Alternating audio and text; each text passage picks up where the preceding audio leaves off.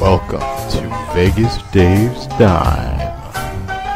Hello everybody, Vegas Dave here. The Los Angeles Kings leave New Jersey with a 2-0 series lead after winning another game 2-1 in overtime in Game 2.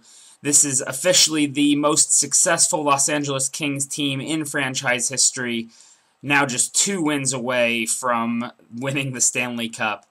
Also a team guilty of grand theft after tonight's game because they just outright stole Game 2. They were badly outplayed.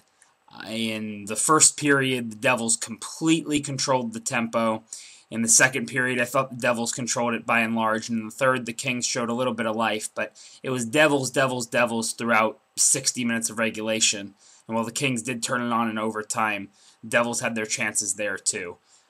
Huge hats off to Jonathan Quick, obviously. You give a ton of credit to Drew Doughty and Jeff Carter for the great individual efforts on their goals. Both incredible efforts and huge goals at those points in the game. But Jonathan Quick, definitely the man of the hour. You look at, in general, the goaltender sometimes gets too much credit when it's the defense that's keeping the shots out on the perimeter and controlling the rebounds, and sometimes the goalie will get a little too much credit.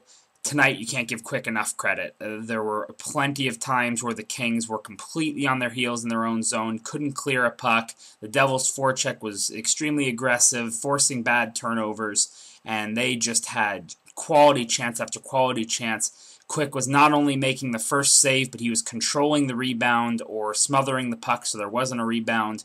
He was just exceptional tonight. And this was maybe the worst game the Kings have played in the playoffs so far. The only one I can think of that comes close would be Game 3 of the Vancouver series. Another game that the Kings won solely because Jonathan Quick stood on his head and stole that game, just like he stole this one.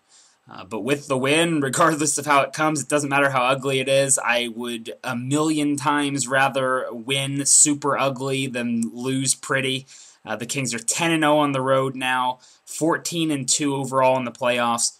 Dating back to the regular season, 23-4-3 in their last 30 games. And if they don't go 1-4 in their next 5 games, they will be the Stanley Cup champion.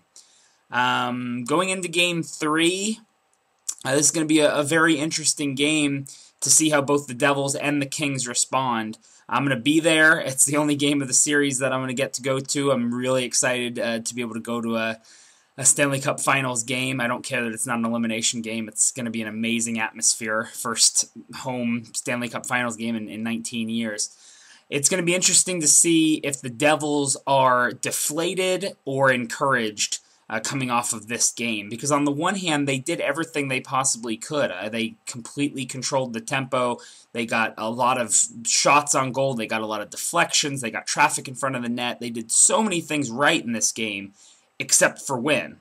So are they going to come into Game 3 thinking, if we just do all the same things we did in Game 2, we probably come out on top and turn this series around? Or do they start to feel like they just can't beat this guy, that Quick is just a pillar in net and they're not going to be able to beat him? Especially if the Kings go up a goal or two, are you going to see the Devils fold, or are they going to harness this? I'm expecting them to obviously come out strong and continue to build on this momentum, but Quick is really starting to remind me of goaltenders the Kings have run into in the past with some of Patrick Waugh's performances in both Colorado and Montreal. The old Martin Brodeur back in his prime, Tim Thomas last year. Just one of those goalies that just, when he's in the zone, you just can't beat him. And it wears on a team because no matter how well you play, like a game like tonight, you can completely dominate the game and it doesn't matter.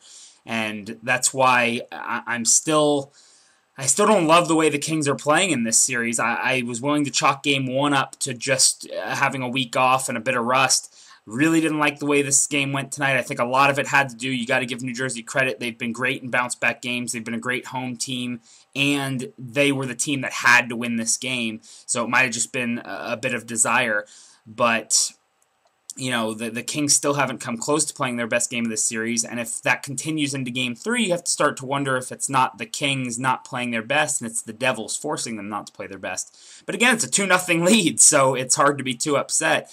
But it's more the play of Quick that has me cautiously starting to believe that this is actually going to happen this year than it is the Kings, because even if the Kings don't pick it up, it's hard to see Quick losing 4 of the next 5 games with the way that he's playing right now and the way he's played all year long. And I obviously don't think the Kings are going to play 5 bad games. I think their best game is ahead of them too.